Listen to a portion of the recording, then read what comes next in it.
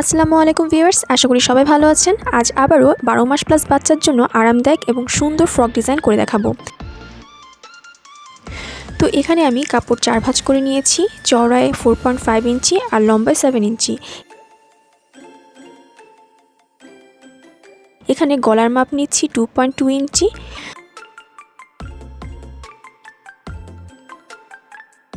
Shoulder রাখছি 4 ইঞ্চিতে।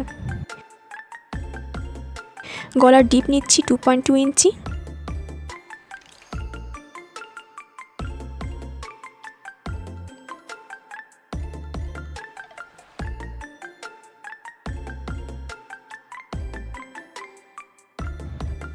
বগলের মাপ নিচ্ছি 4.5 ইঞ্চি।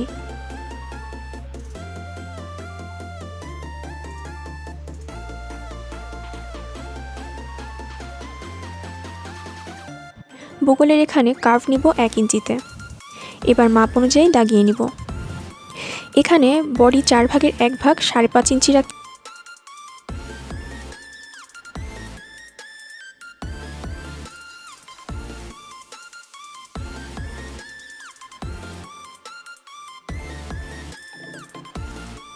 বডির নিচে এখানে 1 ইঞ্চি কার্ভ রাখার জন্য দাগিয়ে নিচ্ছি।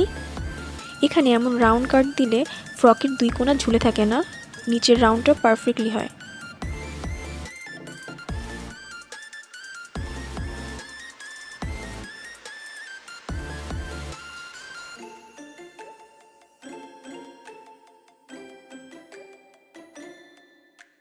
বগলের পিছন পার্টে এখানে 1/2 ইঞ্চি বেশি রাখতে হবে, তাই সেভাবে মার্ক করে নিচ্ছি।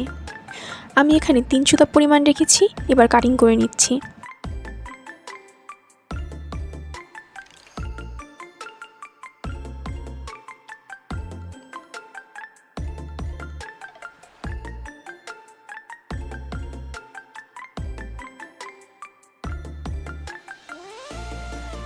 বডির মিডিলে ছোট করে কাট করে চিহ্ন রেখেছি।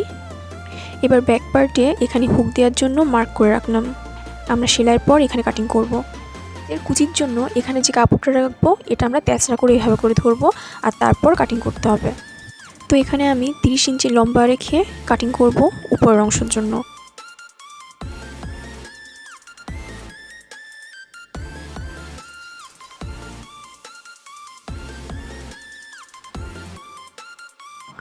চওড়া রাখবো 7 ইঞ্চি, নিচের পার্টে চওড়া রাখবো 9 ইঞ্চি আর লম্বা রাখবো 51 ইঞ্চি।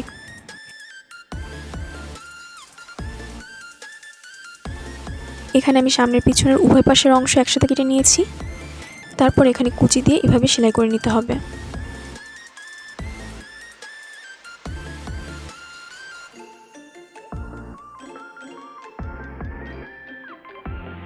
এবার হাতার কাপড় নিয়েছি, চওড়ায় 6 ইঞ্চি আর লম্বায় রাখবো 6 ইঞ্চি।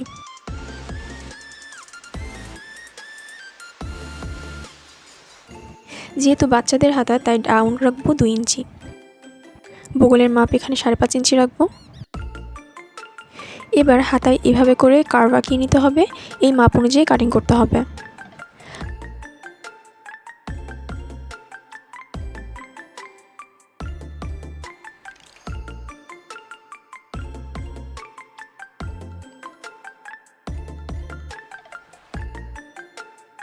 হাতার মিডিলে এখানে ছোট্ট কাট দিয়ে চিহ্ন রাখলাম। এবার এখানে গলার পাইপিংয়ের জন্য 1 ইঞ্চি তেঁচড়া কাপড় কেটে রেখেছি। আপনারা অবশ্যই পাইপিংয়ের কাপড় তেঁচড়া করে কেটে নেবেন, তাহলে সেলাইটা সুন্দর আসবে, কাপড় কুঁচকে থাকবে না। এবার শোল্ডারের এখানে 1 ইঞ্চি ডাউন করে তারপর কাট করব। এরপর দুই অংশ একসাথে জুড়িয়ে নিব। এখানে ব্যাক সাইডে যে দাগিয়ে রেখেছিলাম তার উপর এক্সট্রা পট্টির কাপড় রেখে নিতে হবে। তারপর এই দাগের উপর দিয়ে সেলাই দিয়ে নেব।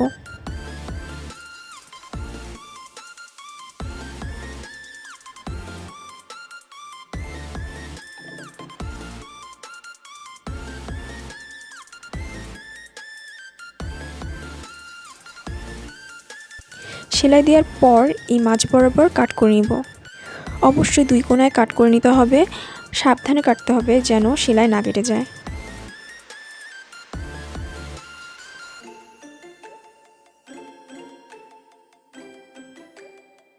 তারপর পট্টির কাপড় এভাবে ভিতরে দিয়ে আয়রন করে সেট করে নিব।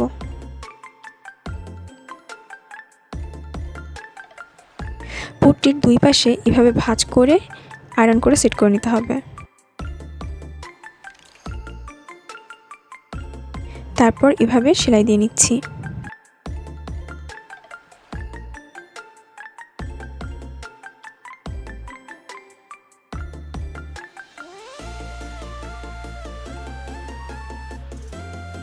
এবার গলায় পুঁটি লাগানোর জন্য আগে যে তেস্তা করে কাপড় কেটে রেখেছিলাম সেই কাপড়টি এক ভাঁজ দিয়ে এভাবে গলার উপর ফ্রন্ট সাইডে রেখে সেলাই দিয়ে নিতে হবে।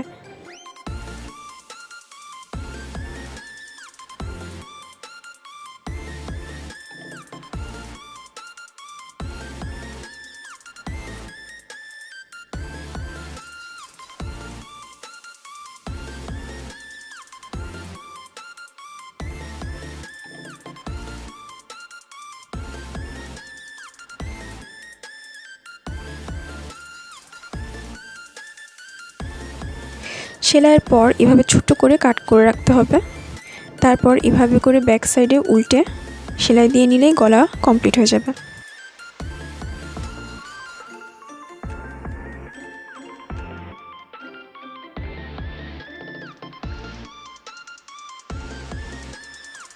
এবার হাতার কুচির জন্য এভাবে একটা সেলাই দিয়ে নিব।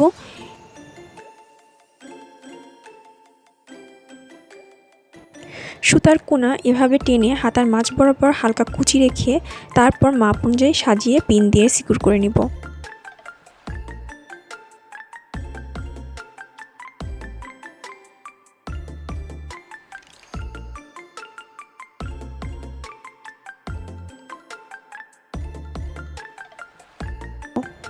তারপর সেলাই দিয়ে নিতে হবে।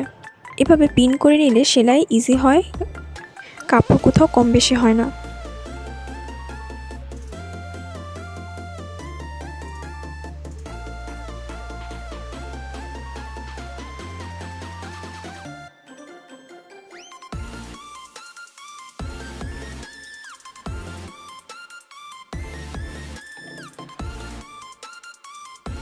এবার হাতার মোহরিতে 1.5 ইঞ্চির মতো রেখে হালকা লক সেলাই দিয়ে নিচ্ছি।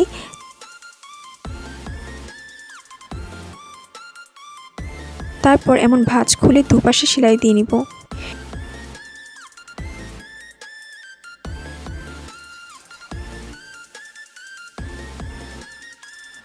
এভাবে সেলাই দিলে দেখেন এমন হাতাটা ফুলে থাকবে।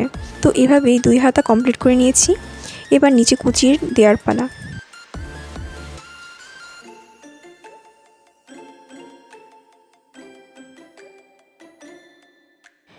তো প্রথমে সোজা সেলাই দিয়ে নিব, তারপর 2 সুতা পরিমাণ গ্যাপ রেখে পাশে আরেকটা সেলাই দিয়ে নিতে হবে।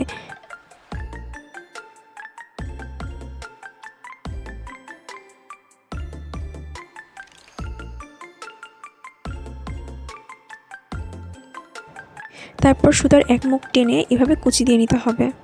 এভাবে কুচি দেওয়ার সুবিধা হচ্ছে বডির মাপ অনুযায়ী কুচি রাখা যায়, কম বেশি হবে না।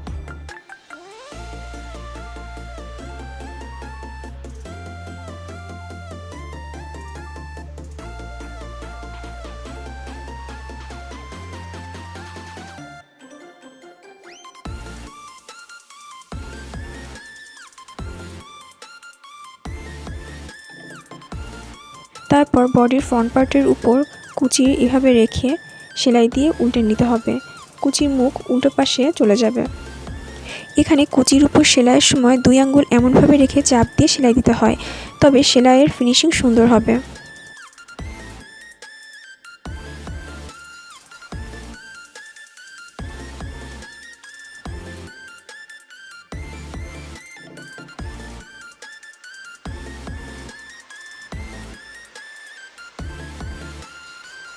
এভাবে নিচের অংশ সেলাই দিয়ে নিচ্ছি।